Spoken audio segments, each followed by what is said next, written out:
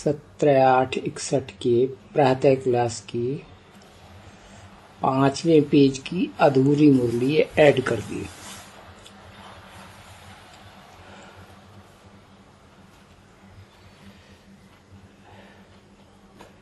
चार पेज तक मुरली नहीं है, ब्रैकेट में 5वां पेज मिली है। प्रातः क्लास की 17/8/1961 की मुरली है।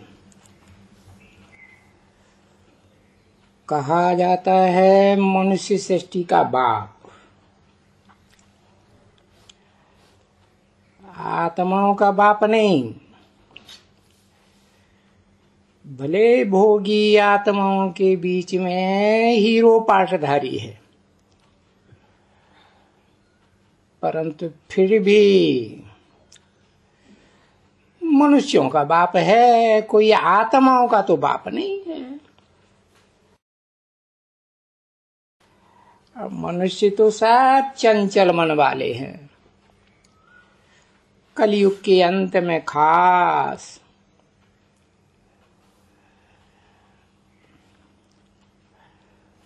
तो मनुष्य सृष्टि का बाप एडॉप्टेड करते हैं।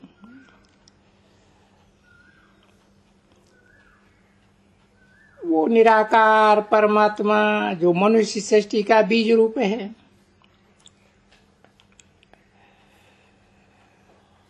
जिस मनुष्य सृष्टि के बीज रूप को ही चैतन्य सत्य चित्त आनंद स्वरूप कहा जाता है मनुष्यों के द्वारा। उनका ये विश्वविद्यालय है, माना ये विश्वविद्यालय उस मनुष्य सृष्टि के बाप के द्वारा स्थापन किया हुआ है।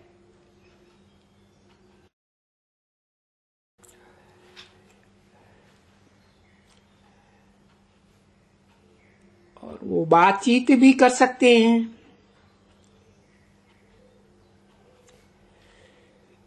क्योंकि उनका लिखा हुआ है, उसका थोड़ी लिखा है। एक की बात नहीं है, उसमें निराकार आत्माओं का बाप भी है और साकार मनुष्य सृष्टि का बाप भी है। इसलिए बोला उन दोनों का ये विश्वविद्यालय है। वो दोनों बातचीत भी कर सकते हैं, और खास करके सुप्रीम सोल आत्माओं का बाप, वो भी प्रकृति का आधार लेकर के 5 तत्वों वाली जो शरीर रूपी प्रकृति है, मुकर्रर रथ है, उसका आधार लेकर के, या जो टेम्पररी रथ है वो भी प्रकृति है, आधार लेकर के बातचीत भी कर सकते हैं। और आत्मा भी प्रकृति के आधार से ही बोल सकती है, भी लगा हुआ है। माना परमात्मा भी, परम पिता भी प्रकृति के आधार से ही बोल सकते हैं। और जब अशरीरी बन जाते हैं तो बोलना बंद हो जाता है। शरीर धारण करके आत्मा जब तक रहती है तो बोलचाल होती है, और परमपिता परमात्मा तो सदैव शरीरी जन्म मरण रहते हैं। प्रवेश करे या न करे,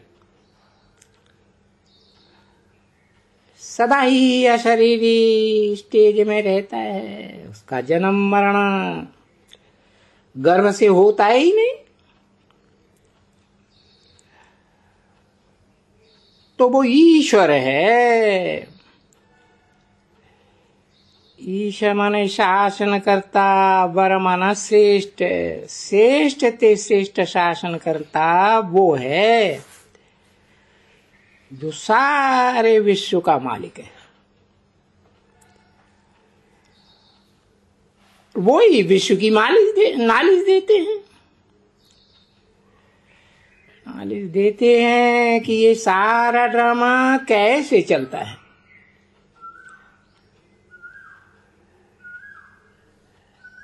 इस समय समय पर ये अक्षर मैच करने में काम में लाने हैं।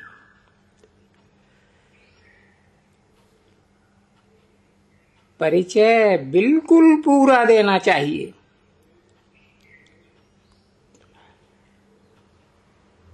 परमपिता परमात्मा का और सृष्टि का, ये सारे ड्रामा का पूरा परिचय बिल्कुल देना चाहिए। वो परमपिता परमात्मा फादर है,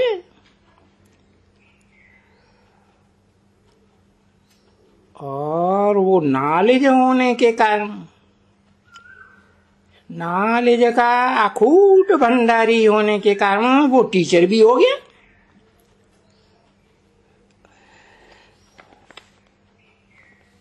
नॉलेज मिलती है तो जरूर उस नॉलेज का स्टेटस, एम ऑब्जेक्ट भी चाहिए। जैसे नॉलेज डॉक्टरी की होती है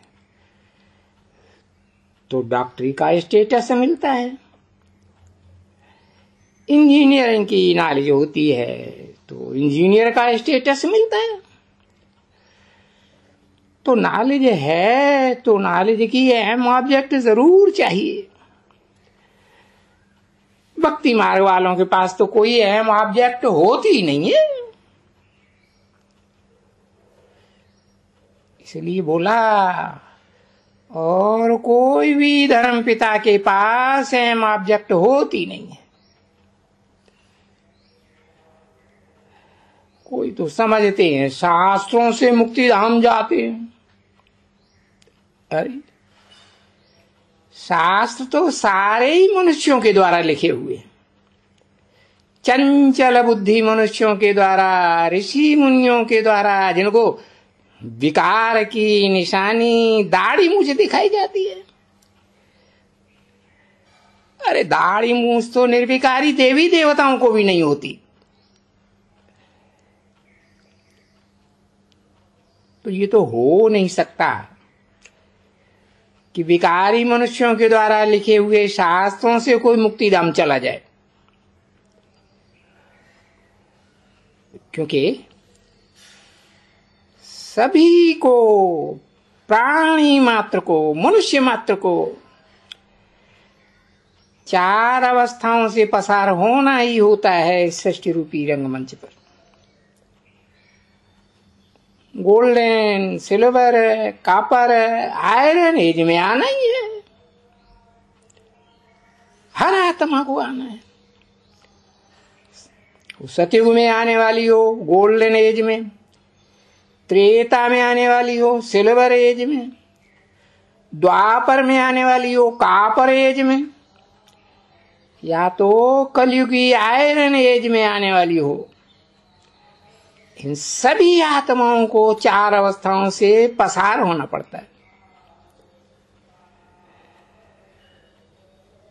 मुक्तिधाम, जीवन मुक्तिधाम जाने के रास्ते का किसी को भी पता नहीं, क्योंकि सब आयरन एज में आ जाते हैं।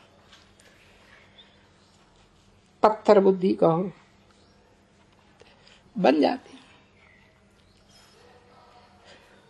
और इन सब का गाइड एक ही है।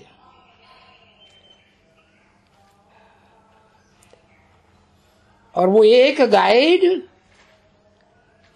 अंत में ही आकर के सबको ले जाते हैं। ऐसे नहीं जैसे शास्त्र में लिख दिया सतयुग में भी आता है, त्रेता में भी आता है, द्वापर में भी आता है, कलयुग में भी कलंकी रूप में आ जाता है। नहीं, इतने गाइड बन करके नहीं आते हैं, नहीं इतने रूप धारण करते।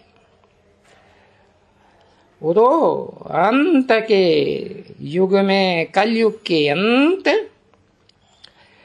में आकर के सब प्राणी मात्र को ले जाते, क्योंकि कलयुग के अंत में ही सब आकर के षष्ठी रूपी रंगमंच पर इकट्ठे हो जाते। सबको माया से लिबरेट करने के लिए आता है, क्योंकि जो भी मनुष्य मात्र हैं सब माया के मुरीद बन जाते हैं। माया रावण सबको अपनी जंजीरों में बांध लेता है, बंधन में डाल देता है। जैसे कहा जाता है, गांधी ने भारत को क्रिश्चियन धर्म के बॉन्डेज से छुड़ाया, तो जैसे गांधी ने क्रिश्चियंस की बॉन्डेज से छुड़ाया, वैसे ही परमपिता परमात्मा आकर के माया रावण की बॉन्डेज से छुड़ाते। क्योंकि गांधी जी तो स्वर्ग का रचयिता नहीं है, छुड़ाते हैं फिर भी दुनिया तो और ही नरक बनती जाती है। बजाय राम राज्य के रावण राज्य आ जाता है, पूरा ही रावण राज्य। तो वो गांधी रचयिता नहीं है नई दुनिया का, स्वर्ग का।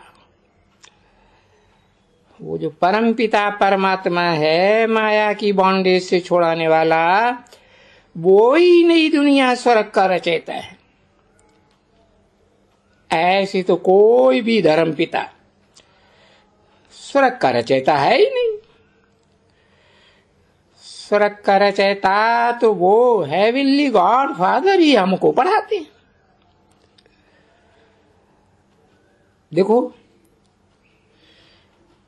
इस चित्र में देखो, यहां मम्मा बाबा और बच्चे तपस्या में बैठे हैं।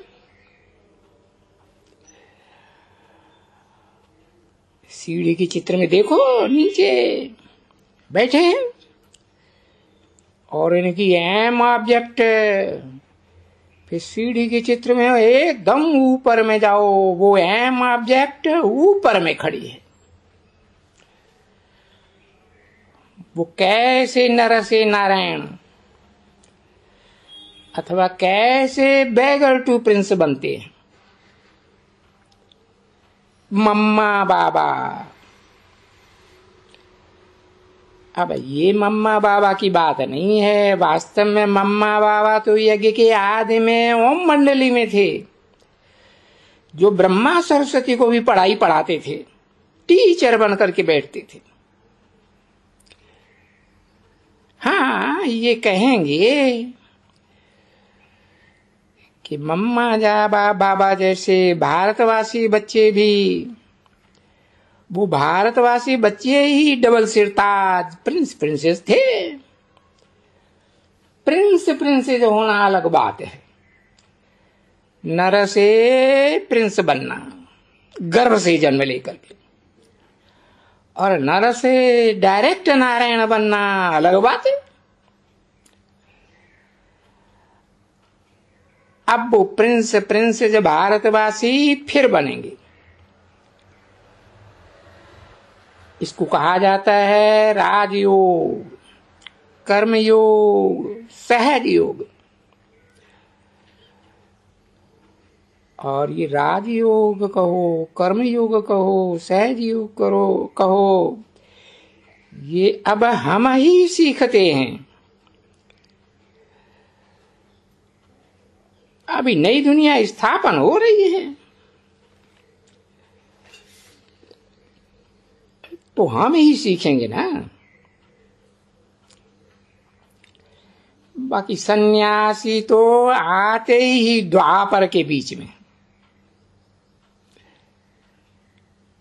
बौद्धी धर्म से सन्यास शुरू होता है ना, तो बौद्धी धर्म कौन सी युग में आता है? द्वापर में आता है। वो सन्यासी जो कलयुग के आदि में शंकराचार्य आए, वो तो बाद में सन्यास करते हैं। ये बौद्धि तो पहले ही सन्यासी बन जाते हैं, पहले तो प्रवृत्ति मार्ग के पक्के थे, फिर बाद में स्तूपों में इकट्ठे स्त्री पुरुष रहने लगे तो व्यभिचार आ गया, और व्यभिचार को देखा तो सन्यासी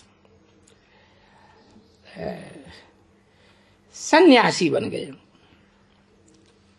वो कहते हैं ना, नारी मुई घर संपत्ति नासी, मूड मुड़ाए भय सन्यासी।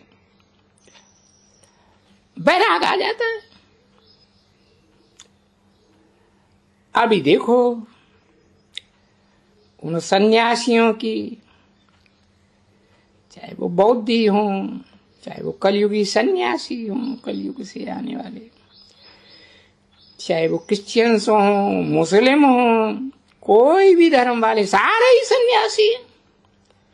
कोई प्रवृत्ति को निभाने वाले थोड़े ही हैं। अभी तो उनकी जैसे बादशाही है,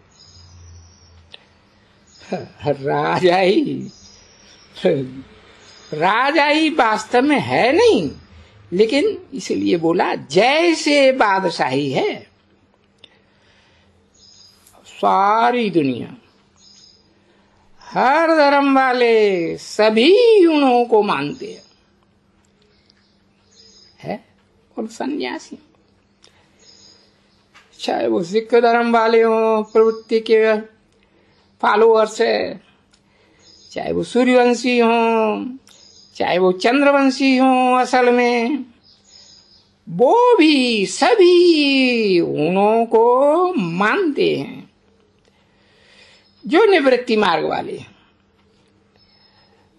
अभी इस पुरुषोत्तम संगम युग में सभी का सन्यासियों का विनाश होना है। एक भी निवृत्ति मार्ग वाला नहीं बचेगा। कोई भी धर्म में जाने वाला हो, निवृत्ति मार्ग वाले रहेंगे नहीं। फिर कौन रहेंगे? फिर तो एक देवी देवता धर्म वाले ही रहेंगे, और तो कोई षष्ठी रूपी रंगमंच पर रहेंगे ही नहीं। ओम शांति।